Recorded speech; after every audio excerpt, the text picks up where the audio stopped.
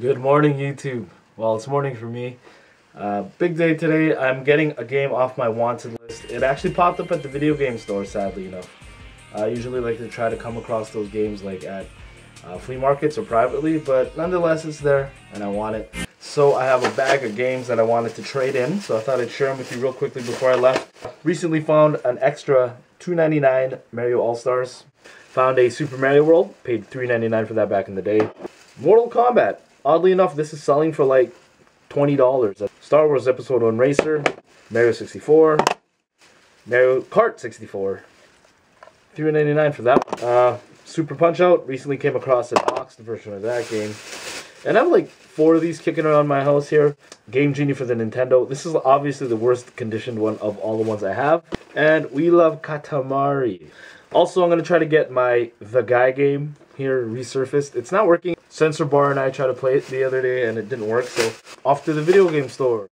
So before we get to the video game store, I thought it'd be important to share with everybody why I want this game so much. The game is Megaman 8 for the Sega Saturn, and I think it's regarded as the superior version between the two from PlayStation 1 or Sega Saturn. Rumor has it the game was supposed to be released just for the Sega Saturn, but Sony took it the wrong way, I guess. They thought they were posturing or they felt threatened and demanded the game also be released for the PS1. So Capcom did that, but I think they rushed it because some of the stages don't look as nice. Like there are less sprites on screen for the PS1 version compared to the Sega Saturn version. And the Sega Saturn version is supposed to be superior because it takes advantage of Sega Saturn's independent 2D processor.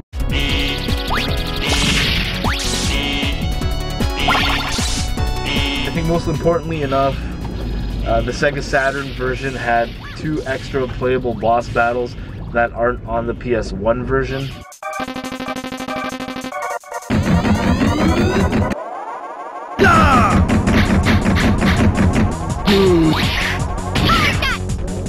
And I'm always a sucker for these types of things, like variants with differences, kind of. I've wanted the Sega Saturn version for quite a while now. It finally popped up, so I thought I should buy it. They want 60 bucks for the thing, which I thought was a lot, hence the trade-in. So let's see what we can get. So, what's new with you? How was your weekend? Good. Last night I stayed out with... Oh, this one. This one's a resurface. I want to resurface that game. Man, I always wanted to play this game. So, just got out of the video game store.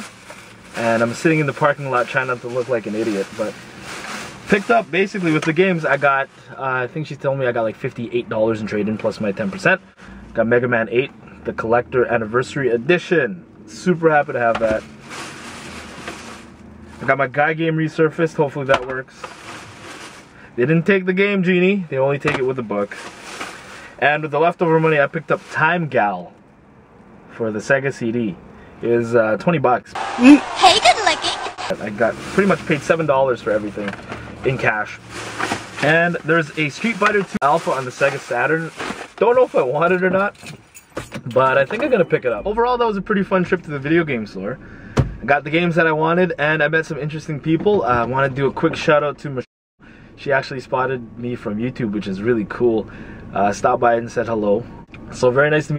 Thank you for saying hi. Apparently she's into a lot of really cool RPGs from like PS1 and stuff, so it was cool to meet her. And it was also cool to meet 24-Bit Game Reviewer. Hopefully I said that right. He's a written video game reviewer from Winnipeg, and he's thinking about doing a YouTube channel and he's not sure, and I'm telling him do it.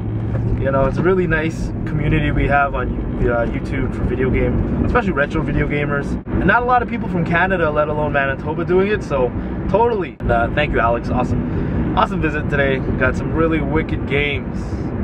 Should really do a review on these games.